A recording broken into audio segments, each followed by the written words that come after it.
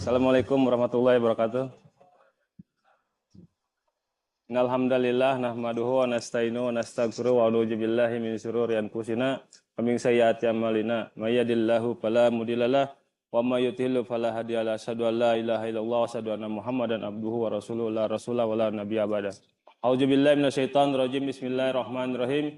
Ya ayyuhalladzina amanu taqullaha wal tanzur nafsum ma qaddamat liqat wattaqullaha innallaha khabirum bima ta'malun.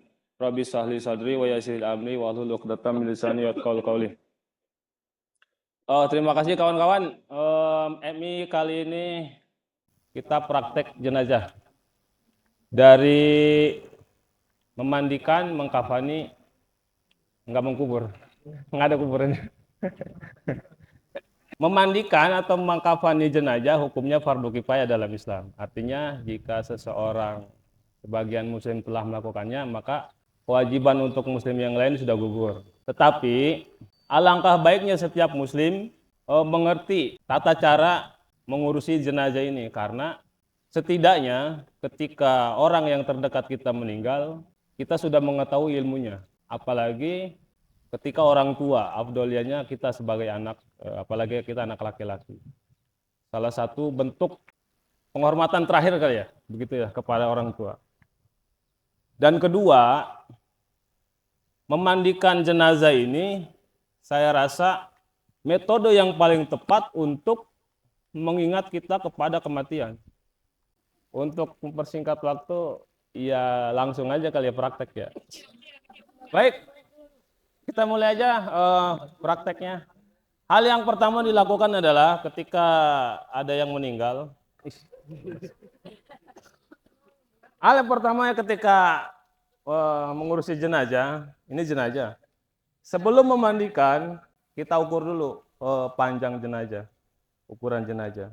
Ngukurnya pakai apa? Ngukurnya pakai kain, ya pakai kain kapan. Umumnya ini berbentuk rolan, masih berbentuk rolan. Jadi ngukurnya pakai kain aja, kain kapan, nggak usah pakai meteran. Caranya adalah satu jengkal melewati kepala dan ujung kaki pun lewat satu jengkal. Jika sudah mendapatkan ukuran, baru kita potong sebanyak 3 lembar. Ini belum memandikan ya, baru mau proses.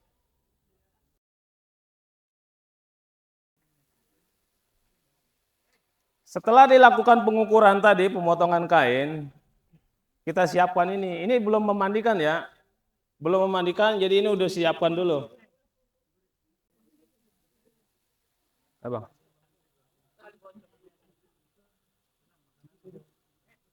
Iya kan?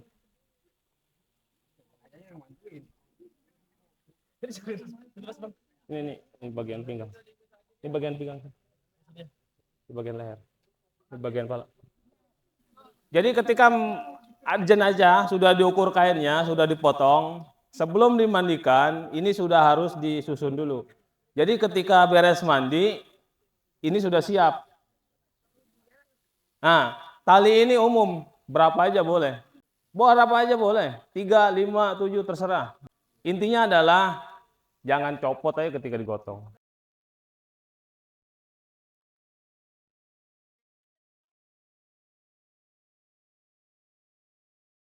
Sana, sebelah kanan, sebelah kanan.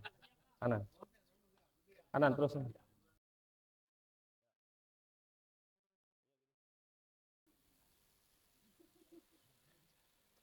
Yang pertama serong ke kanan.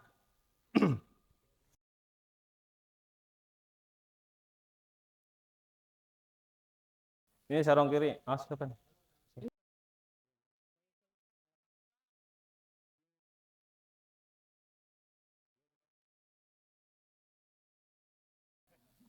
Yang ketiga tengah.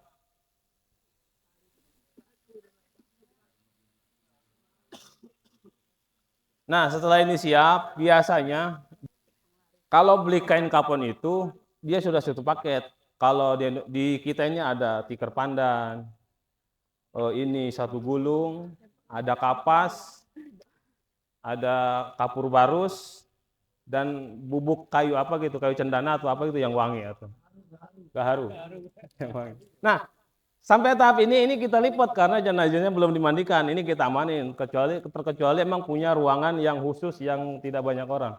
Tapi namanya orang kena musibah pasti banyak orang. Ini diamanin dulu.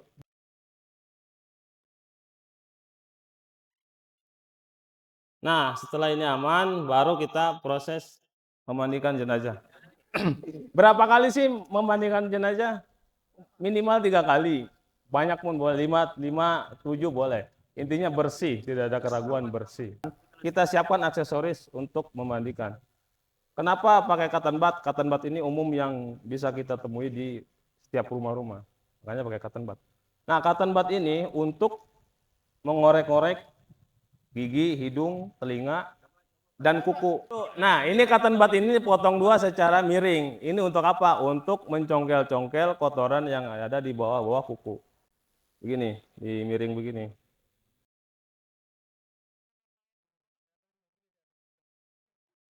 Jadi kenapa pakai cotton bud? Cotton bud adalah yang umum kita temui yang tidak susah dicari di setiap rumah.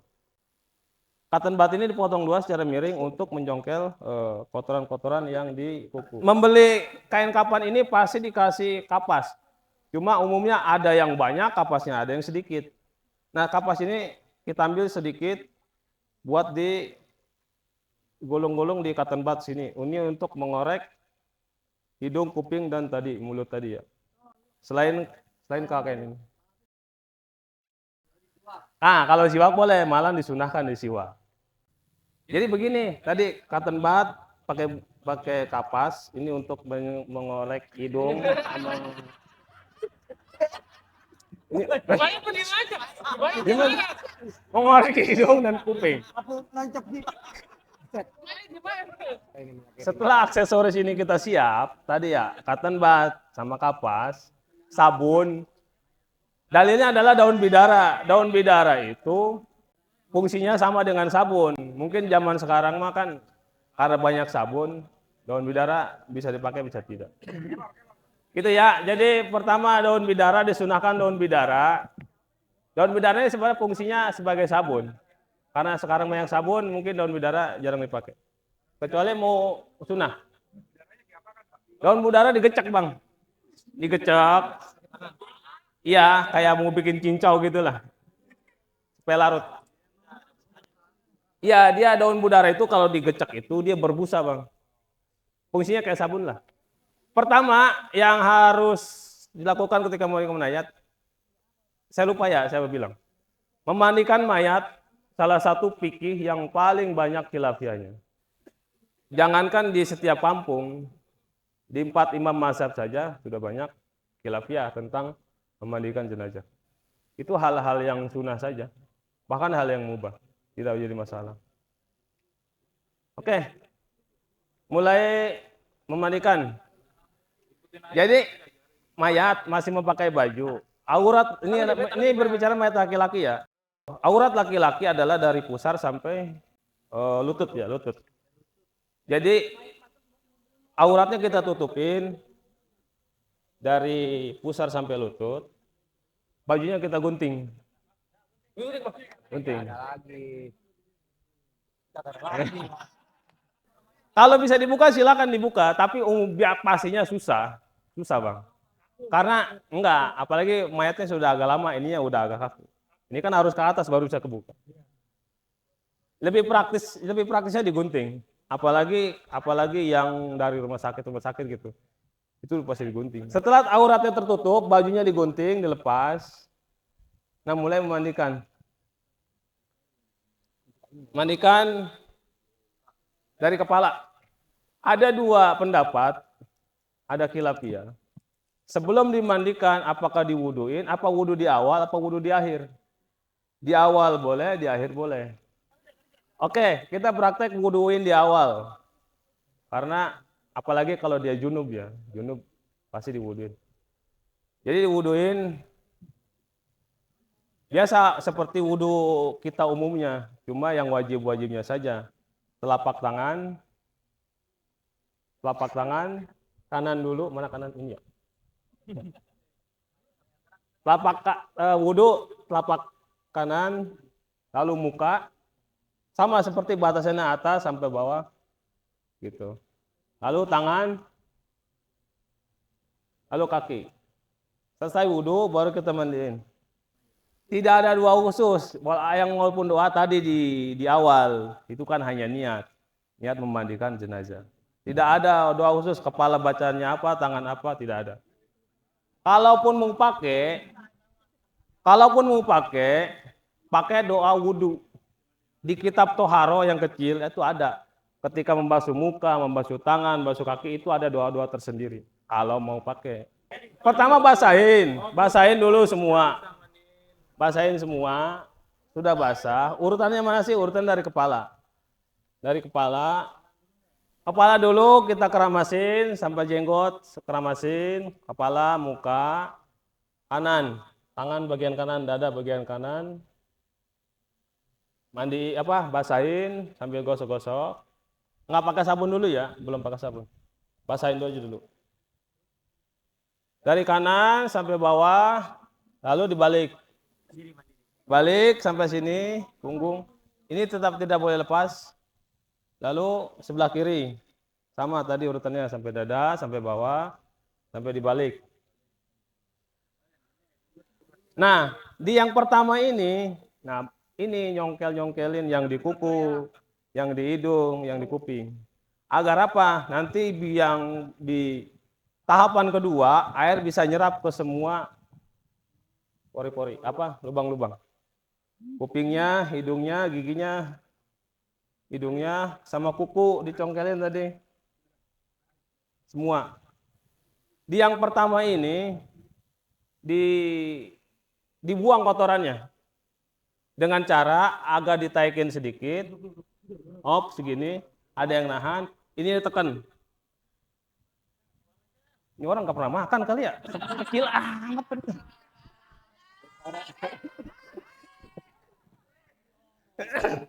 Ditekan biar keluar. Ditekan, baru kita cebokin. Nah, cebokin ini kita harus pakai sarung tangan. Karena ini aurat, kita nggak boleh bersentuhan. Nggak boleh bersentuhan, maka kita harus pakai sarung tangan walaupun satu. Sarung tangannya yang apa? Yang latek apa yang kayak ini? Yang lebih bagus yang ini. Kalau latek licin. Yang ini buat dicebokin. Apakah pasti keluar? Tidak tentu. Nggak tentu. Ada yang keluar, ada yang tidak. Tergantung dia. Sebelum meninggal, makannya banyak agak. Cebokin sambil semprot, cebokin, ntar lihat. Masih kelihatan nggak? Kan kelihatan tuh kuning-kuning gitu. Kenapa sih harus pakai sarung tangan kain? Untuk mengontrol. Setelah nyebokin, kita lihat sarung tangannya.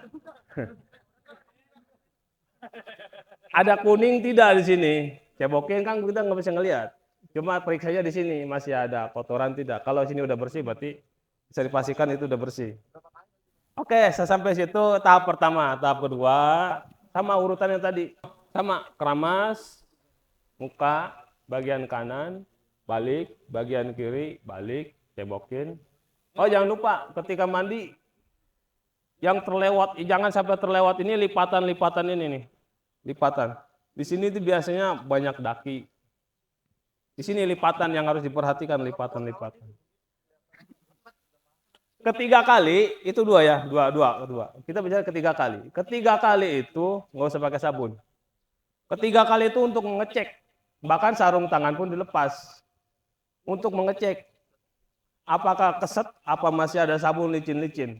Ini yang untuk yang ketiga. Sama urutannya tadi sama. Hanya untuk mengecek saja. Agak licin apa udah seret gitu. Kalau udah seret, menandakan dia udah bersih. Terus apakah boleh? Udah 3 kali, 5 kali, 7 kali? Boleh, berapapun. Sehingga dipastikan tidak ada keraguan, ini sudah bersih semua. Setelah selesai, kalau mau belum diwudukan dari awal, berarti harus wudhu di akhir. Kalau tadi wudhu di awal, boleh nggak sih wudhu di akhir? Boleh. Di awal boleh, di akhir boleh. Dua-duanya pun boleh. Udah selesai memandikan jenazah, kita lap pakai handuk. Lap pakai handuk. Lap biasa seperti kita ngelap.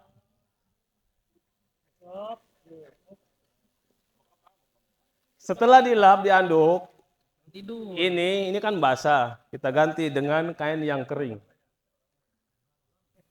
Lalu khusus untuk lubang yang di bawah, dua lubang itu harus disumpel. Sebelum diangkat ke tempat kafan, lubang bawah itu harus sumpel pakai kapas, dibundel-bundel begini, dimasukin ke lubang. Hah? Masuk. Masuk. Masuk. Ini masuk. Ini. Untuk apa sih? Nah, dikhawatirkan ketika digotong, kentut mana ada kentut, udah nggak ada. Dikhawatirkan ketika diangkat masih ada kedorong, kan dia saraf-sarafnya sudah lemah, udah nggak menahan. Ini untuk menjaga saja, takut ada kebocoran. Lalu bagaimana dengan hidung dan kuping? Boleh di sini ditutup, boleh di sana ketika mengkafani. Setelah dianduk pakai anduk, kita tutup ya, ini anggap ya. Tutup. Sudah keadaan ini tadi sudah dibersihkan, kainnya sudah kering, tutup. Nah, balik lagi ke tadi kain kapan.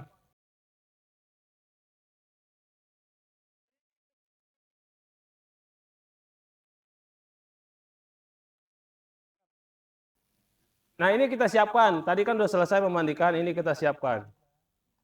Lalu kita angkat mayit. Ini tadi ya, sini udah ada kapur baru. Oh ya, saya lupa. Di bilasan terakhir, kapur barus campur air untuk ngebilas. Kapur barus untuk apa sih? Biar wangi aja dan tidak didatangi oleh semut-semut. Ini kain penutup aurat masih ada ya. Lalu itu kaki boleh diikat, boleh tidak. Itu kaki boleh diikat, boleh tidak. Tangan pun boleh diikat, boleh tidak. Kalau emang tangannya ke sini terus, lebih baik diikat. Kaki pun diikat. Itu jempol situ. Ya gitu. Lalu sebelah kanan dulu Bang Adit. Ya gini. Ke bawah. Ya gini. Oh nggak muat ya? Wah, modelnya ganti model lah. Oke, kanan dulu ya. Ini posisi begini Bang Edi, maaf. Sama aja ngemut ya. Taruh. Sorry. Ini kain penutup aurat belum bisa dicopot.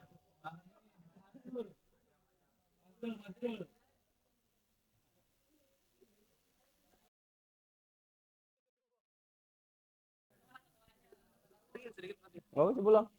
Nah, setelah kain menutup mayit, kain yang penutup aurat tarik bawah dari bawah. Ya gitu. Oke gitu ya.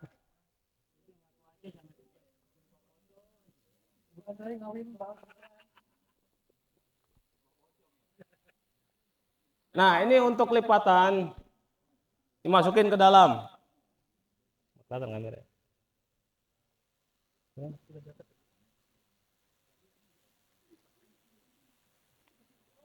Nih. Coba.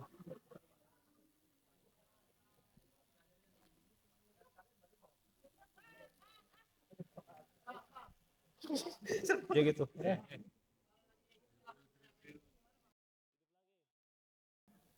Ini masukin ke bawah. Ini nggak muat lagi.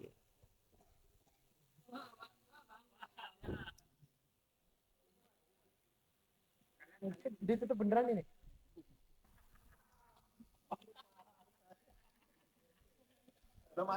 Ini ketika.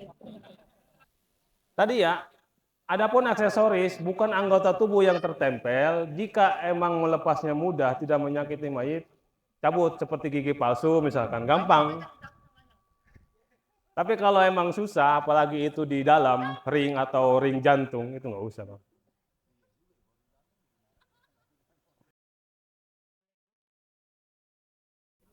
Oke ya. Ini kita ikat bawah. Gitu. Ngikatnya sebelah kiri ya, ngikatnya sebelah kiri, ngikatnya yang kuat agar tidak copot ketika diangkat.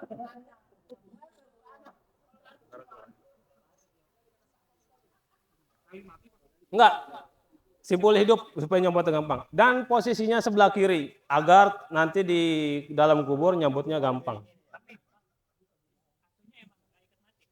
Enggak, kan nanti dibuka lagi. Nanti dibuka lagi.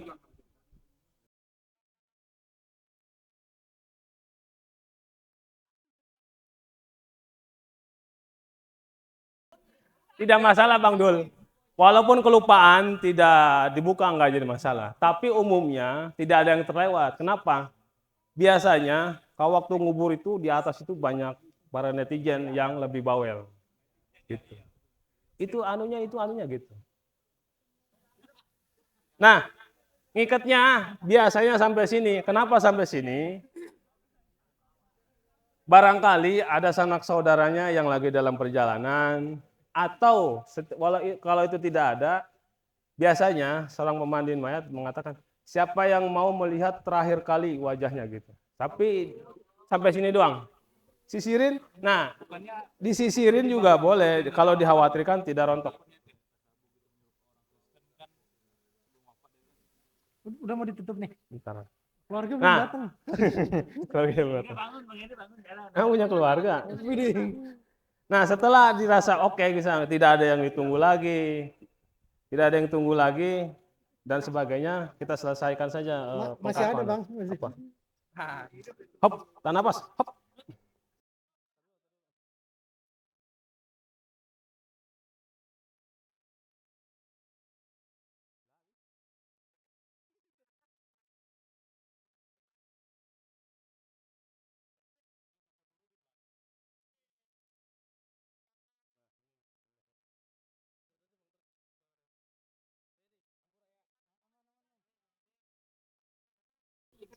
Boleh di leher, boleh di sini, di tangan. Silakan aja, Bang.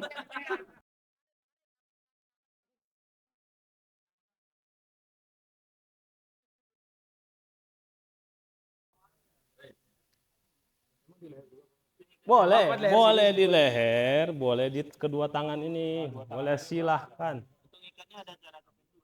Ada, yang penting simpul hidup agar ketika ngebukanya gampang, ribet. Sampai sini sudah selesai ya untuk mengkafani. Oke, sampai sini mengkafani selesai. Tata cara sholat jenazah. Sholat jenazah biasanya boleh di masjid atau boleh di mana saja. Boleh berjamaah, boleh tidak, Bang Faris. 4 kali takbir, nggak pakai rokaat, jadi nggak ada tahiyat awal, tahiyat akhir. Takbir pertama baca Al-Fatihah, takbir lagi, baca salawat Nabi, takbir lagi, mendoakan mayit, takbir lagi, mendoakan mayit, mendoakan kita, mendoakan keluarga, selesai, salam ke kanan, salam. Selesai, gitu dong. Nah, kita ilustrasikan saja ketika di posisi di dalam kubur. Ketika posisi dalam kubur, dia mengiring begini, menghadap kiblat. Kenapa ini tadi sebelah kiri? Supaya gampang kita membukanya. Tuh, gitu. Supaya gampang membukanya. Buka.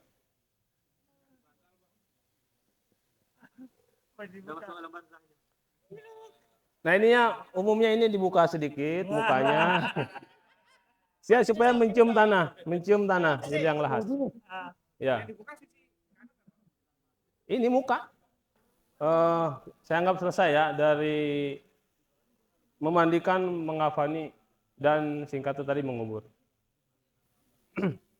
Oke, ringkasan tadi memandikan, mengkafani dan mengubur jenazah adalah hukumnya adalah fardu kifayah bagi setiap muslim. Artinya gugur ketika muslim lain sudah mengerjakan. Lalu, walaupun fardu kifayah, kita seorang muslim wajib mengetahui ilmu ini. Karena kenapa? Untuk mengurusi orang-orang terdekat. terutama orang tua sebagai bentuk terakhir kita terhadap orang tua. Alhamdulillah. Makasih untuk Bang Edi yang udah mau berkorban jadi bait. Selesai. Alhamdulillah acara MI ini telah selesai. Mari kita tutup dengan mengucap Assalamualaikum warahmatullahi wabarakatuh.